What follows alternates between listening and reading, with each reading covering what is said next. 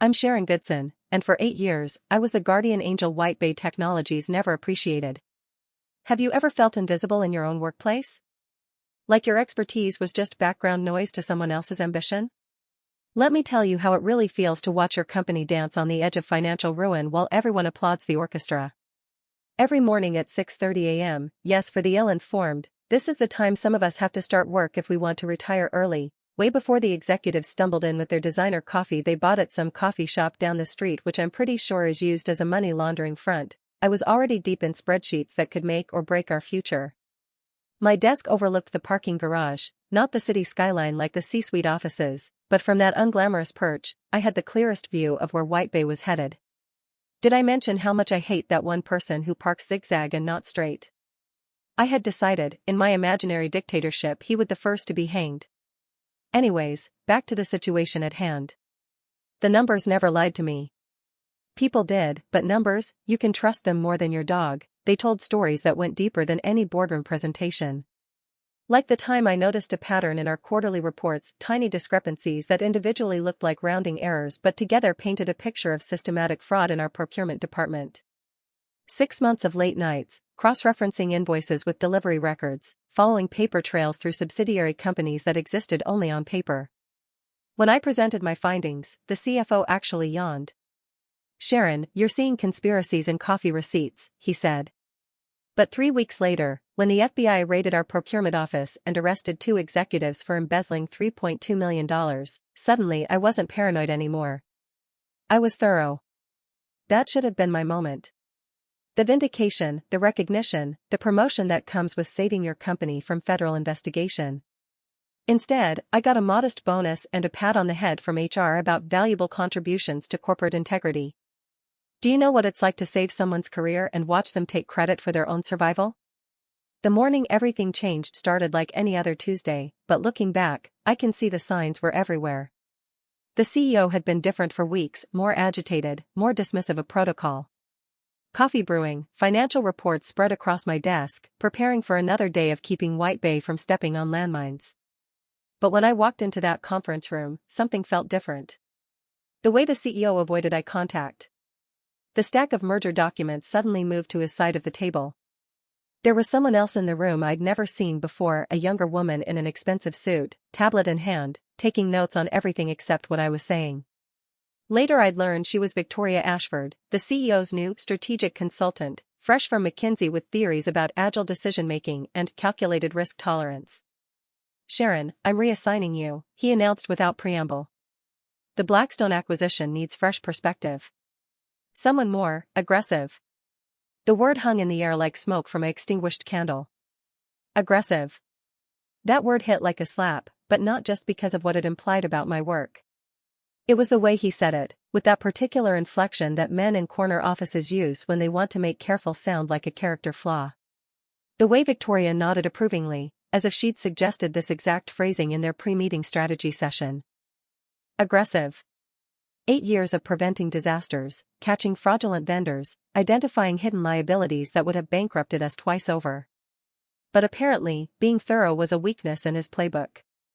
Being the person who read the fine print, who asked uncomfortable questions, who insisted on seeing the actual books rather than the polished summaries, that wasn't aggressive enough for the new White Bay. I thought about the Meridian Industries deal from 2 years earlier. Everyone was ready to sign, excited about the projected synergies, the market expansion opportunities. But something in their debt structure bothered me. The payments were too clean, too perfectly timed. So I dug deeper, made some calls to contacts in banking, ran projections that nobody asked for. Meridian was 3 months away from bankruptcy. Not struggling, not facing challenges, completely insolvent. Their entire business model was built on deferred payments they couldn't make. The projected synergies would have turned into White Bay absorbing $200 million in toxic debt. When I presented my findings, the CEO actually seemed annoyed that I'd uncovered the truth. "This could have been handled quietly," he said. "We didn't need to burn bridges with their leadership team. Let me paint you the real picture of who I was at White Bay, because context matters when you're planning the perfect downfall. While everyone else chased quarterly bonuses and networking events, I was the one reading between lines of financial statements at 2 a.m. My office might have been cramped, but my computer held the real power: access to every database, every filing, every piece of documentation that kept this company afloat. I wasn't just an employee, I was White Bay's institutional memory. I knew which board members had skeletons in their closets, which departments were cooking their numbers, which partnerships were held together with nothing but handshake agreements and wishful thinking. Most importantly, I knew exactly how close we'd come to disaster more times than anyone else realized. The Zenith Corp partnership from 2019? Everyone celebrated that $50 million deal, but I was the one who discovered their manufacturing facilities were built on contaminated land. The EPA cleanup liability would have fallen entirely on White Bay once the partnership activated certain clauses buried in Section 47B of the Environmental Compliance Addendum. Nobody read Section 47B except me. When the accounting team missed a $12 million discrepancy in our subsidiary's books, I didn't just find it, I traced it back to its source. A shell company in Delaware that existed solely to siphon funds through fake consulting contracts.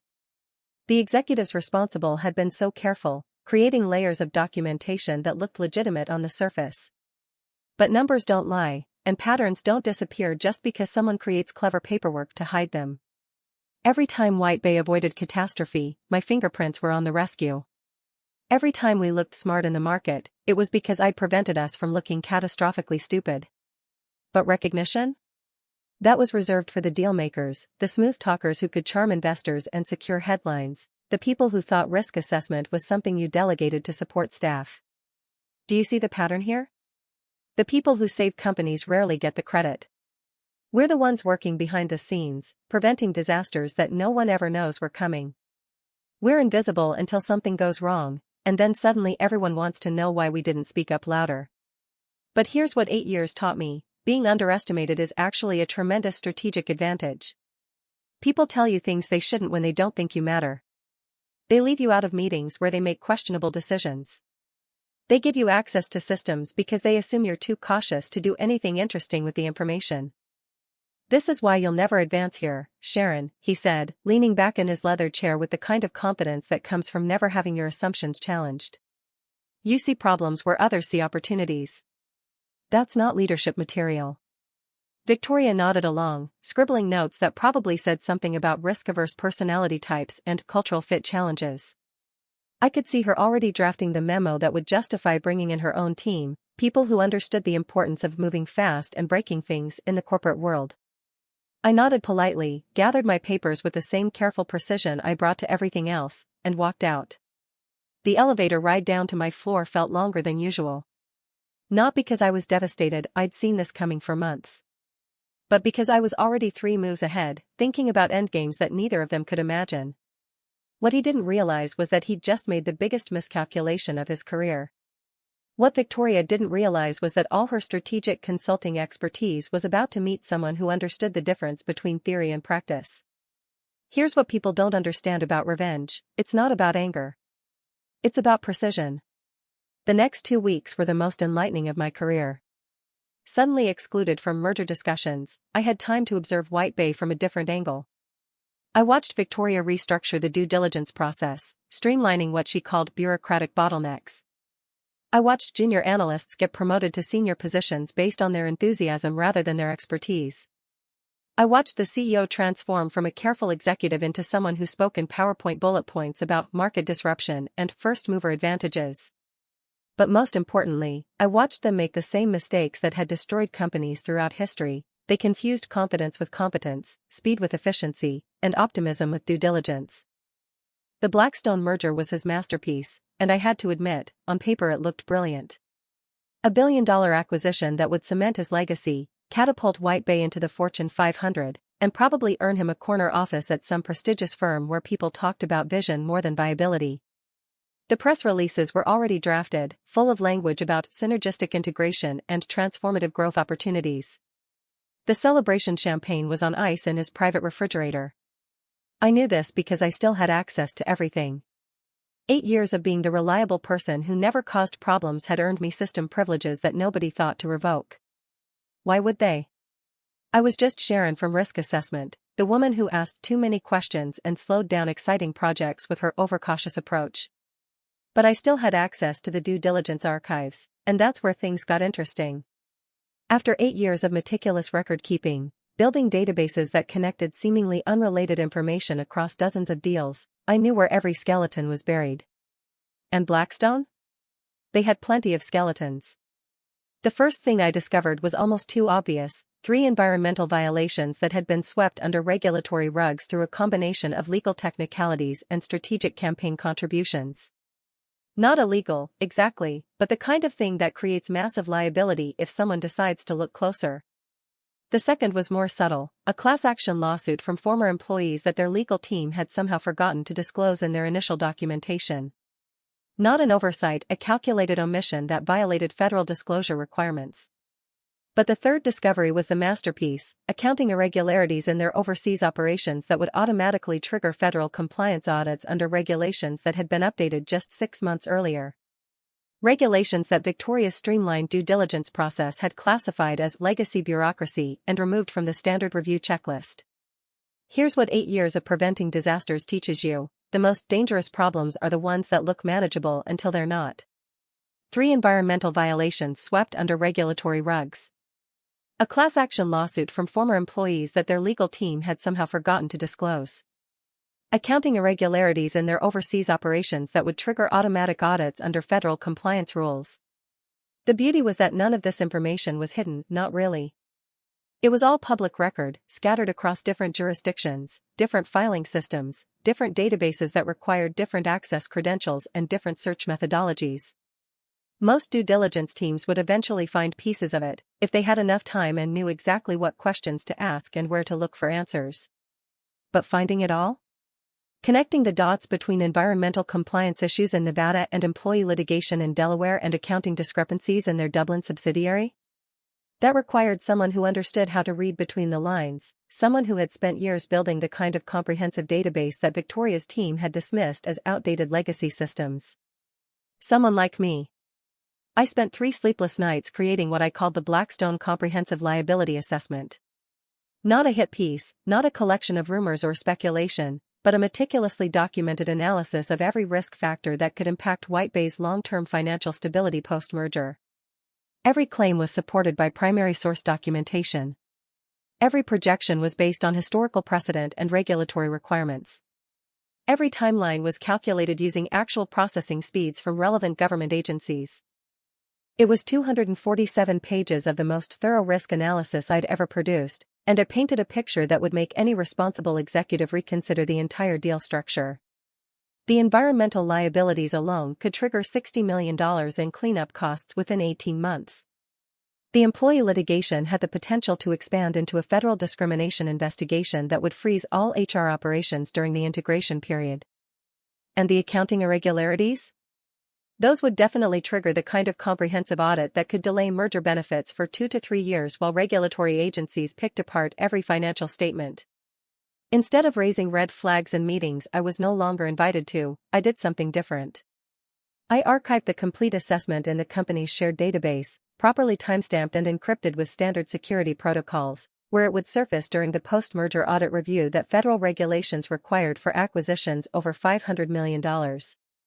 But timing is everything in chess, and this was the most important game of my life. I waited with the patience that comes from understanding complex systems. Watched the CEO parade around the office, talking about transformative growth and strategic positioning with the kind of evangelical fervor that makes boards nervous and investors excited. Watched him dismiss concerns from junior analysts who'd started noticing irregularities, the same analysts who used to bring their questions to me before Victoria restructured the reporting hierarchy. There was something almost theatrical about his confidence. Press interviews where he spoke about visionary leadership and calculated risk-taking. Board presentations that focused on projected synergies rather than integration challenges. Investor calls where he painted pictures of market domination that sounded more like fantasy novels than business strategy. But I could see the cracks forming. Victoria's team was struggling with basic due diligence tasks that they'd assumed would be simple after eliminating my bureaucratic processes. They kept hitting roadblocks that I could have warned them about, finding complexity in areas where they'd expected straightforward answers. I watched them work 18-hour days trying to recreate databases that I'd spent years building, making rookie mistakes that cost them weeks of progress. Have you ever watched someone ignore your expertise and then struggle with exactly the problems you would have helped them avoid? There's a particular satisfaction in being proven right, even when no one acknowledges it. The merger closed on a Friday afternoon in March, with champagne flowing in the executive suite and photographers capturing handshakes between executives who looked like they'd conquered the business world.